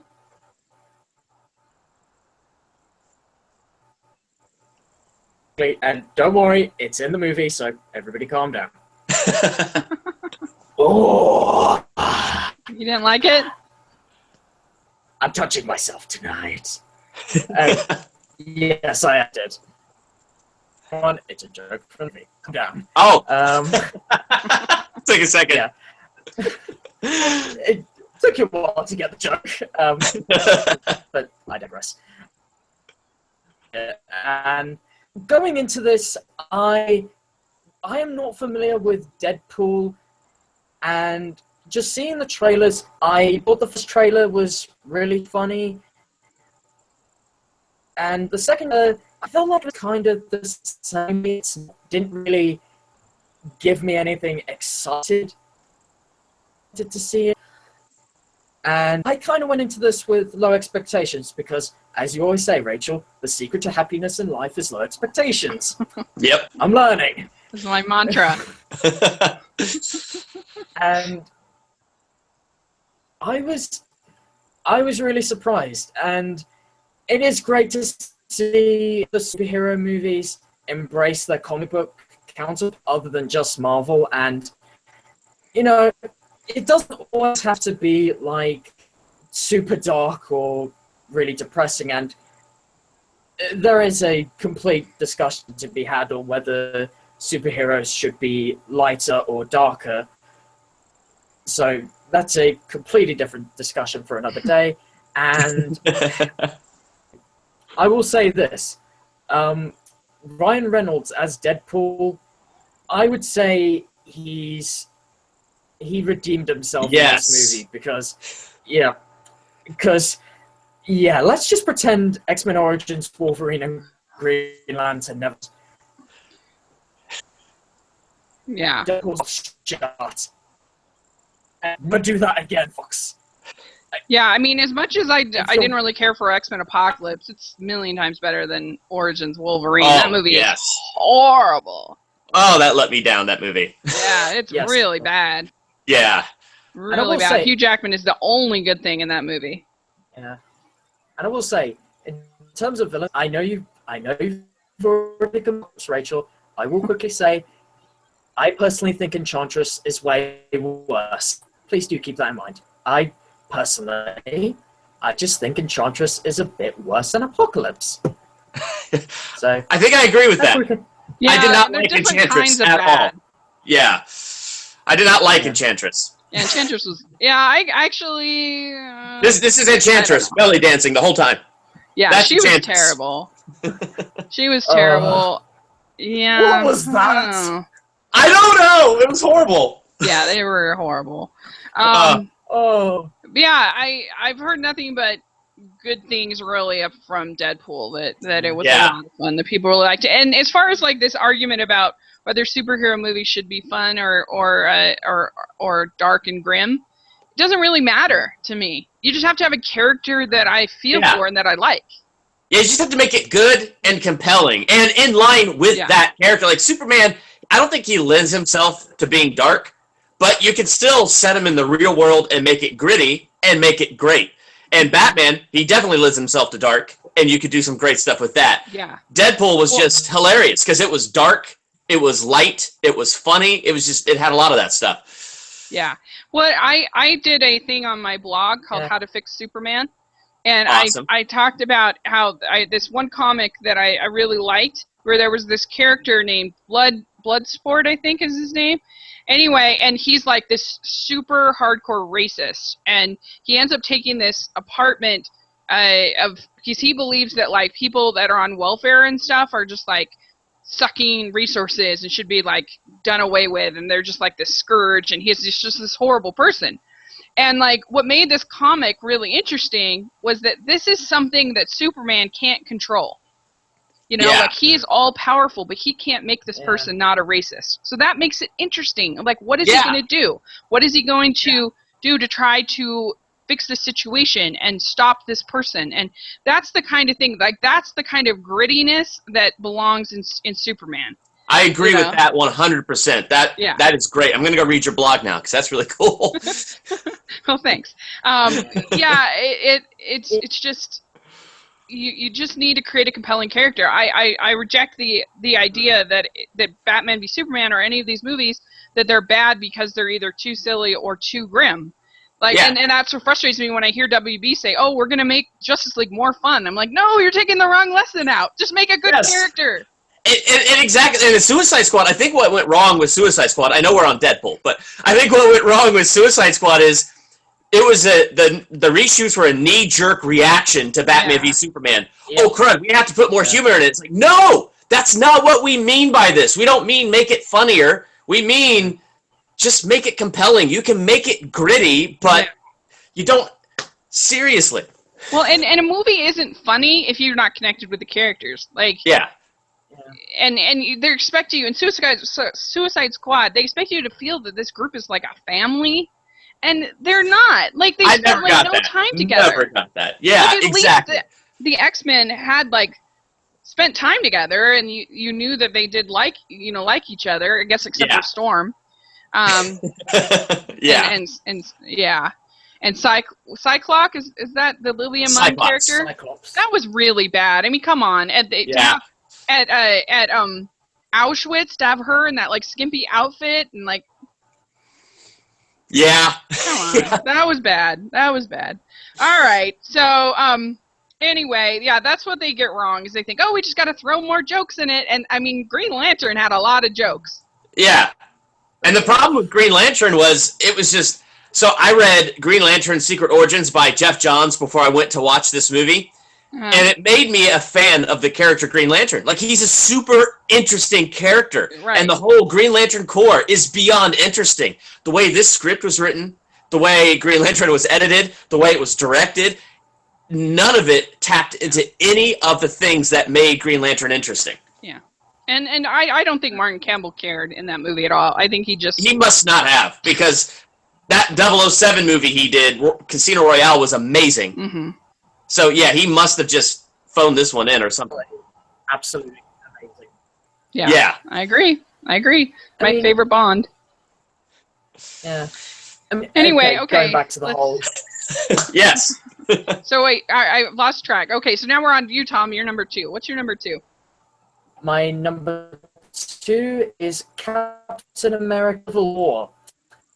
I did watch this on Blu-ray. I think it was last week or so, and I still really do enjoy it. It's a fun, solid superhero film, and okay, I know I've said this thousands of times before, but it's basically what Batman did. Is it unfair to say that since DC is starting their universe, whereas Marvel already has their universe? Are similar between Batman v Superman and Captain America: Civil War. One did better than the other, and I think what made this movie better than Dawn of Justice is that throughout both sides were coming from. Yes. Where Steve was coming from, and I liked both sides. And throughout it, I was like, okay, I'm on Captain America's side, and then later on, I'm like, okay, I'm switching over to Tony's side. Back to Steve's side, and then it keeps on going back and forth, until at the end of the day, you don't really know which side to be on. And although the of Black Panther and Spider-Man was done really well, and I will admit this right now, when when Peter Parker showed up, I almost like screamed in the cinema, like, oh my god, Spider-Man! Oh my god! I freaked out in that cinema. I was like, okay, calm down. And then after I was like, okay, so far I like Tom Holland as Spider-Man, and yes, even after the Amazing Spider-Man 2 and seeing what Tom Holland is like, it's given me a hope for Spider-Man Homecoming next year, and I can't wait for Black Panther. Yes. I'm interested to see where the roots of Avengers Infinity War, and also the plane fight is absolutely amazing. No complaints. Yeah. Absolutely amazing. It's a great film. Reference. Yeah. I mean, it's way better than any of the other major superhero movies this year by a long mile, in my opinion. Yeah. And the reason why is because I cared about the characters. I actually, like, if you don't, like, my brother isn't really that into either Tony Stark or Steve Rogers, and so, like, I can see why for him it was kind of forgettable, but I like those characters, and I am invested in those characters, and so for me, like, it was really moving, and I liked the way that it's basically this confrontation between these two sort of ways of thinking. That Steve, through his 3 movies, it would make sense that Steve is nervous about giving up his agency. Because he's just seen in the last movie, I mean, he's seen World War II, and then he's seen in the last movie that the S.H.I.E.L.D. has been infiltrated. The last thing he's going to want to do is give up his agency as a person, as a hero, to some governing body like S.H.I.E.L.D.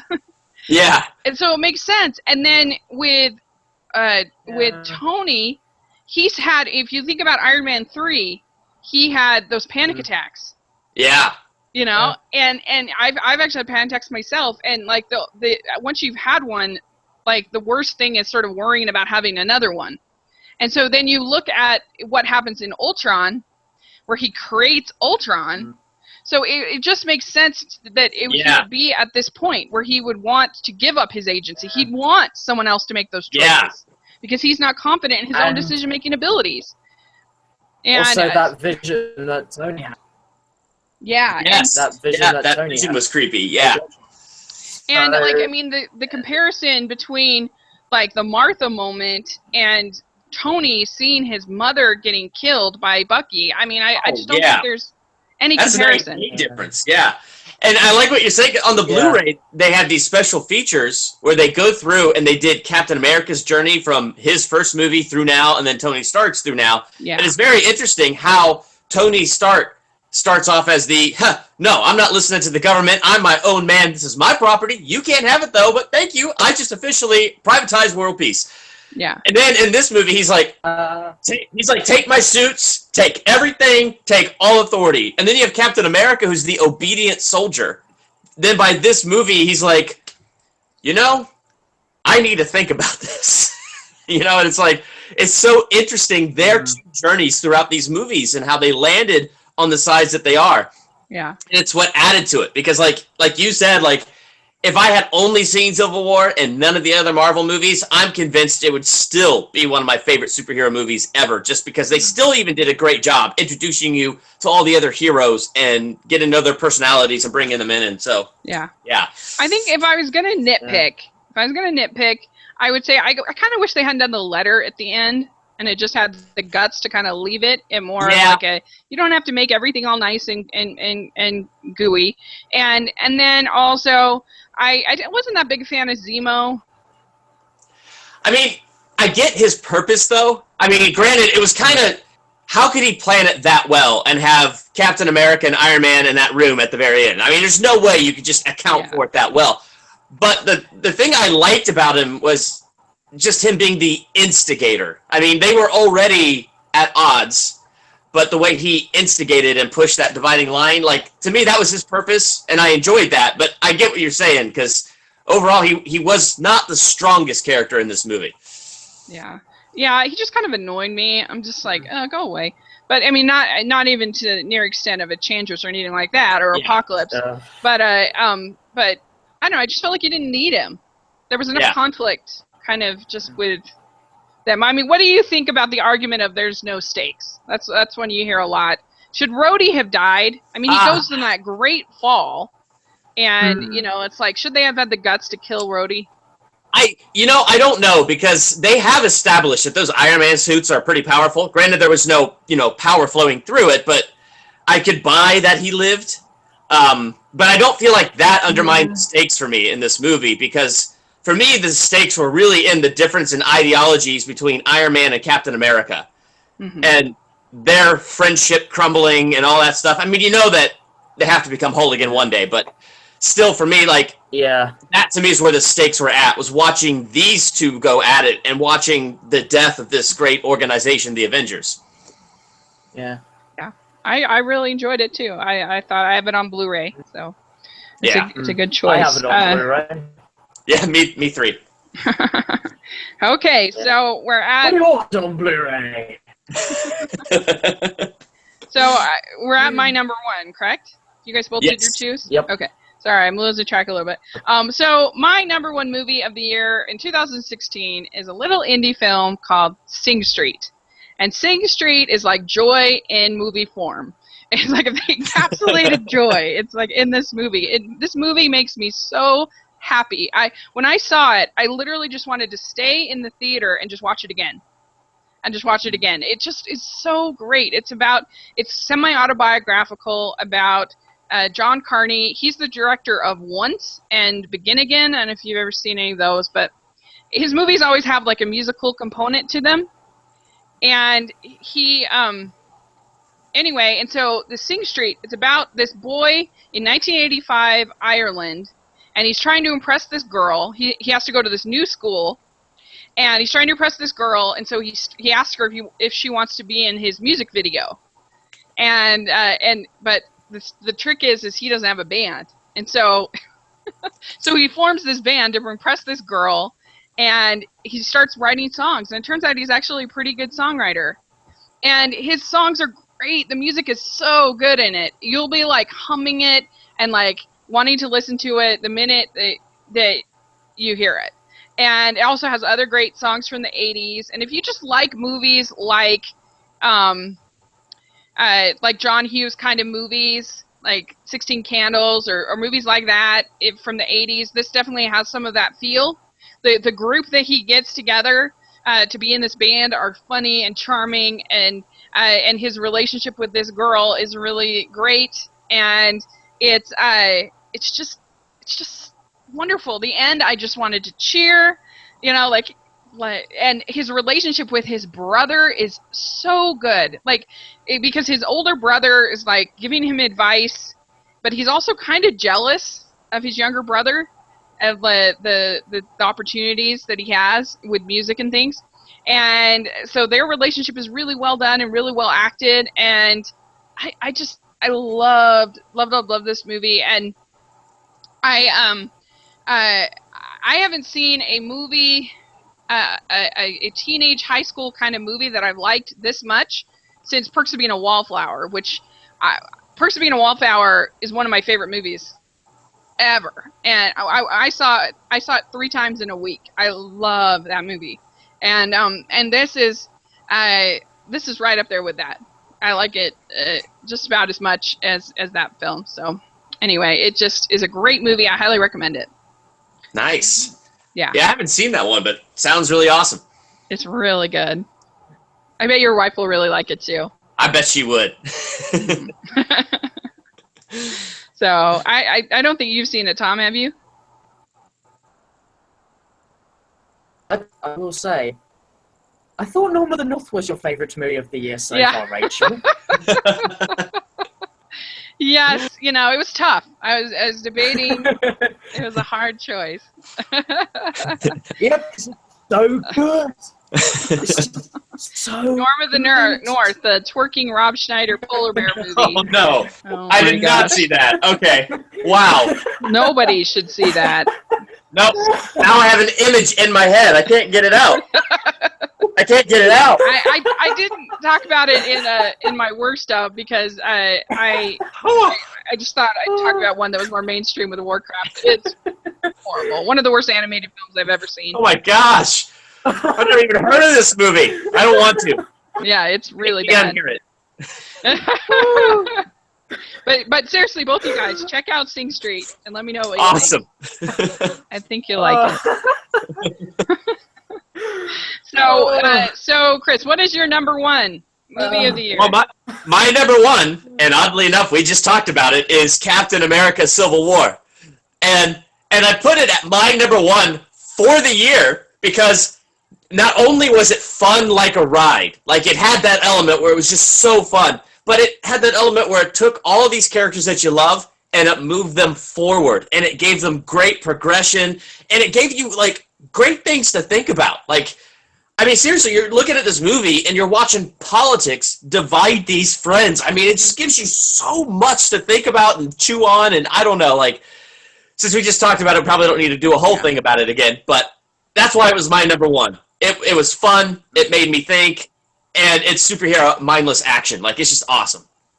Yeah, and it's a movie that makes other movies better, which I think always says a lot. Yeah. Because I think it makes Iron Man 3 better, and I think it makes Ultron better. Yeah. Because it, like, shows you the aftermath of those kind of, like, things that went on and those kind of decisions, and so, like, it adds to it, and it was just so well done. Yep, I agree. Does this mean that people could less complaining about Iron Man 3? I didn't love Iron Man 3, but I don't hate it, you know, by any means.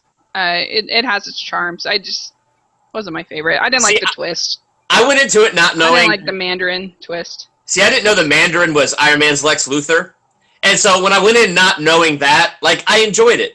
But then I got angry when I found out later, like, what they did with Mandarin. I was like, what? You can't do that. If he's the Lex Luthor to Iron Man, that's like Superman finding out Lex Luthor's the janitor. You can't do that. Yeah. I just thought it was kind of cheap. It just didn't work for me. I did think the element of, not that we need to get Super Iron Man 3, I did think the element of the panic attacks was really good. And I liked the relationship with that boy. I thought that was really good. So I didn't hate it. I didn't like that twist. I really didn't care for that. But anyway, yeah, it certainly is not a horrible movie. I'm really getting sick of people still complaining about the whole Mandarin twist from Iron Man 3. Can I just get that out there right now? I am really getting... Well, see, I just saw it for the first time this year, so I've just started complaining about it.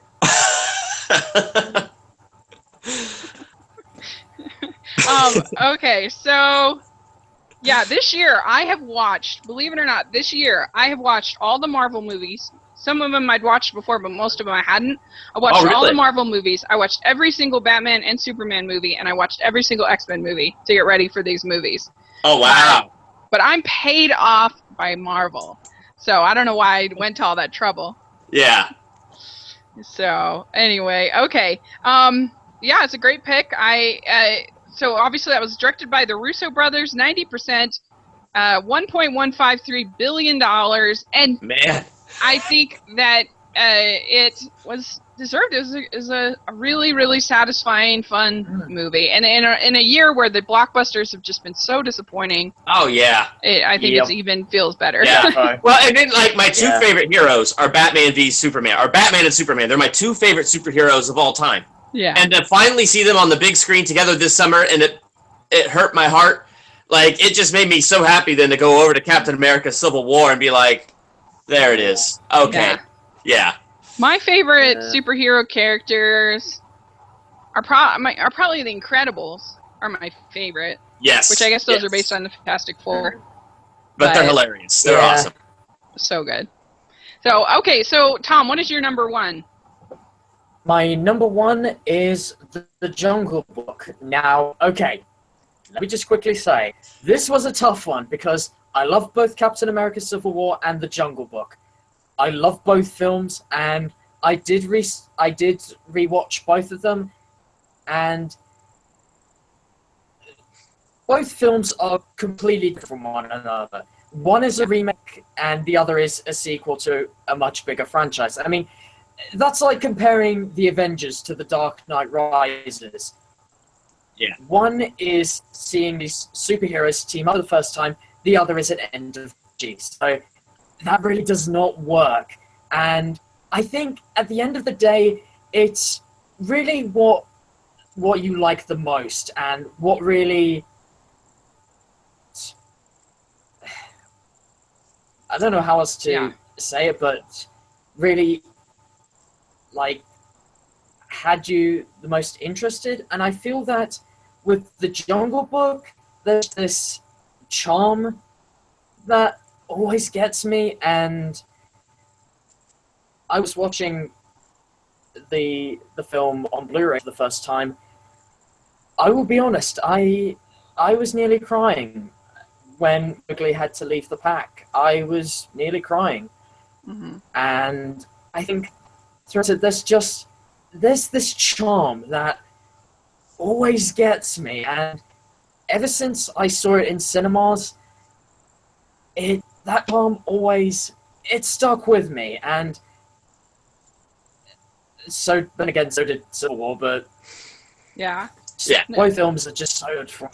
I can see picking Jungle Book because Jungle Book is something new, something we've never seen before. I mean, to have it be that photorealistic. I mean, you could make an argument that we've basically seen Civil War in the Avengers, Age of Ultron. We've seen those kind of movies before, and but to have that kind of immersive experience was pretty amazing, and I liked it. I didn't love it as much as some other people, but I did really enjoy it, and I love the way they made Mowgli more of a proactive character. He was more in charge of things. He was thinking of things. He wasn't just sort of following people around. And I personally really don't like the ending of the animated film, the animated classic, the way that he's just sort of like hypnotized by this pretty girl. And like Blue he just follows her in this town. Yeah, like Blue just almost died for him. Yeah. Just barely, and he just like leaves his friends without with just like a hello, bye bye, kind of thing, and I didn't care for that. Yeah. And so I liked the ending of this so much better because he was like actively thinking about what to do, and it was his. So I thought that was really good. And the voice acting is great, and it's a really enjoyable Christopher Walken as King Louie. I like that a lot. Yeah. See, I wasn't that big. I have to admit, I like Bill Murray was excellent as Baloo, but I have to admit, for King Louie, I felt like he was a little too mean. Because like in the animated classic, because he's not in the book. King Louie isn't in the book, and so you really only have the animated classic to go back at. But so King Louie is supposed to be slick. He's supposed to be a salesman. He's supposed to be, trying to kind of win him over. And I felt like this version of King Louie was just kind of like a mob boss. He was a little too mean for me. And I didn't think that his song really worked at all. It didn't fit in with his character, or I just felt like it stuck out. The Bare Necessities fit a little bit more. But, the Bare Necessities was very natural. It's two friends hang out at the river, they're having fun, singing songs, and I mean, I kind of liked and didn't like King Louie singing that song. I liked the nostalgia of it. I was like, oh, that's kind of cool. But, yeah, it felt like it was more pushed in there because there wasn't a reason for him to sing in a non-musical. Yeah. Yeah, that's how I felt. And I felt like like when he's getting the honey and stuff, I'm like, okay, I'm getting a little bored. Getting a little bored here. But I really liked it. I mean, like I said, I thought it was beautiful, and I liked Mowgli as a character. I thought he was a fine little actor. Oh, yeah. Considering he was just in a green room with nothing to act off of. Yeah. That's awesome. I mean, I can imagine it must have been difficult for him since he is working around a blue screen environment, interacting with CG characters, like whether it's Baloo or Bagheera. I can imagine it must have been very difficult for him. So, I mean, this year... I don't blame him in the slightest. Yeah, this year has been a great year for child actors. Oh, yeah. Really wonderful performances in Pete's Dragon, in Jungle Book. Stranger Things. Which one? Stranger Things. Yeah, Stranger Things. And I haven't seen it, but I heard The Nice Guys. I heard the little girl's really good in that. Yep. And BFG has problems, but I thought the little girl was great. Yeah, no, she was great. I think she's the best part of that movie. I mean, the movie was... I don't know. Anyway, I could be... Yeah, this is like the year for little kids and their monsters / dragons / giants / Yeah, we even have one more coming out with the monster calls. Oh, yeah. Awesome. Yeah, it's funny. But we do have a comment. It says, I couldn't tell if the songs were good or bad because I watched the movie with my friends and they all started singing. Those would not be friends for long with me if you're singing. I have to admit, the only time that I had to like hold it in is when I went and saw Les Mis. Because I'm like a Les Mis fanatic. And I went and saw that for the first time. I was just like, oh, I want to sing so bad. See, I can't sing to save my life, and if I even hummed a few bars, you'd all be pleading for mercy. But that is one thing, like, not to go on a tangent or anything, but like, I've noticed that people talk so much more in movies than they used to. It's like, shut up, like, stop talking. And like, I particularly notice that if I happen to sit near older women, that they'll be like, oh no, don't go there, or something. I'm like, stop. Oh. When I went to see Woody Allen's movie and Cafe Society, and there was a woman there that had her cell phone out the entire movie. Like, I'm cool if you just like peek at it every now and then. I'm not like some person who freaks out about it. Like, I'm pretty easygoing, but she just had it out the whole time, and then her and her friends were talking. Like, he's not a good guy, blah, blah, blah. I'm like, oh. I went and saw Snowden, and there was this guy during Snowden. Doesn't matter what was happening on the screen, he'd go, and then he'd just, like, talk to the characters. But the movie was so boring, I kind of welcomed it, but... I've had audience interruptions as well. Utterly stupid behavior, and if you do that and you think you're being clever, what is wrong with you right now? It's stupid behavior. This is good. He says, our commenter says, I got so mad at him. He says, a phone is like a lightsaber in the theater. You can't focus when it's on. Yeah. Yeah, there you go.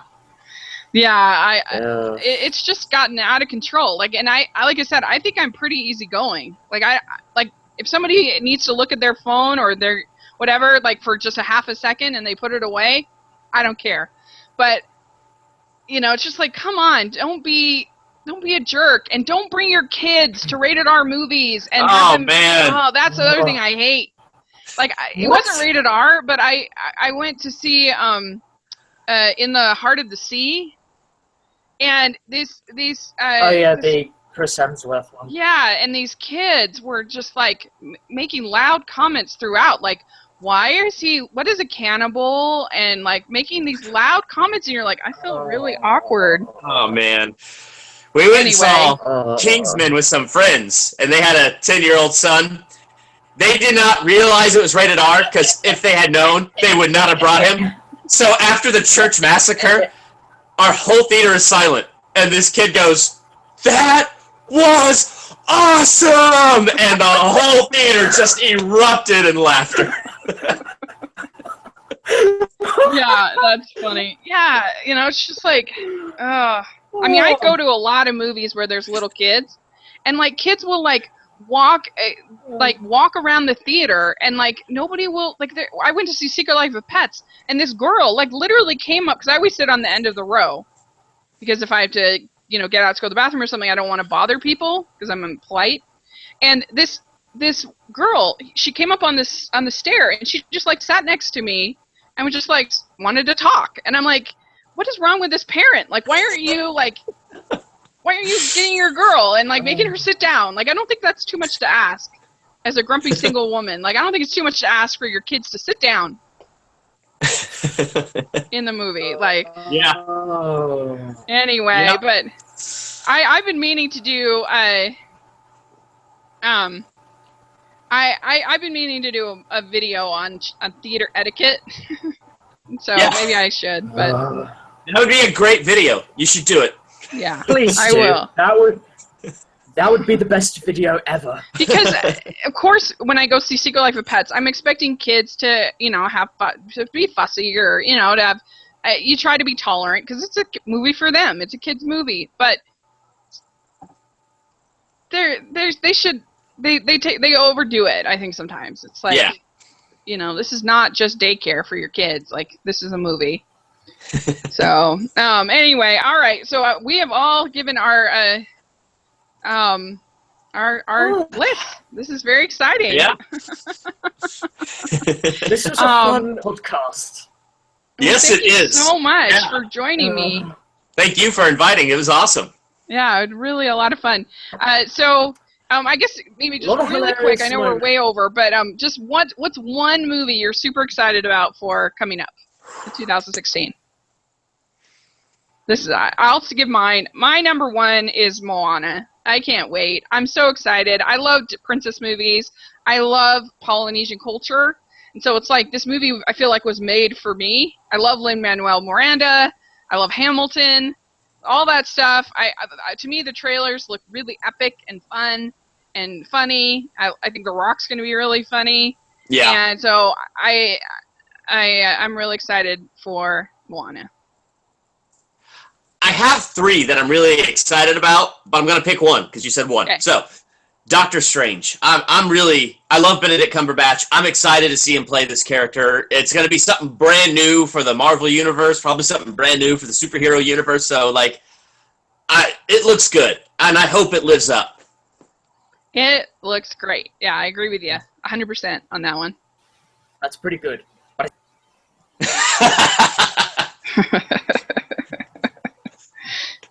Like this video if you get that reference.